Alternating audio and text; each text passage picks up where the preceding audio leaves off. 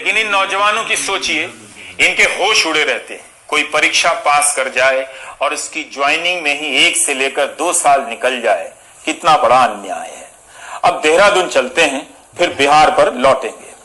देहरादून में 29 दिनों से युवा धरना दे रहे हैं। अप्रैल 2017 में इन्होंने प्राइमरी टीचर की परीक्षा दी।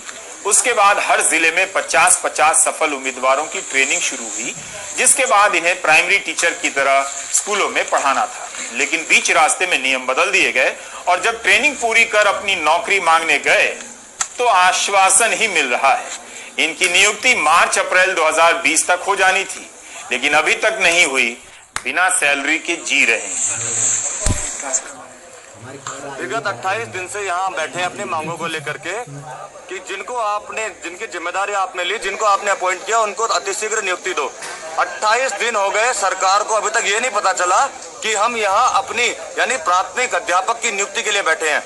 3000 से अधिक पद रिक्त हैं। उसके बावजूद निदेशालय में कहा जाता है कि आपकी नियुक्ति के लिए कोई प्रावधान नहीं किया हमने।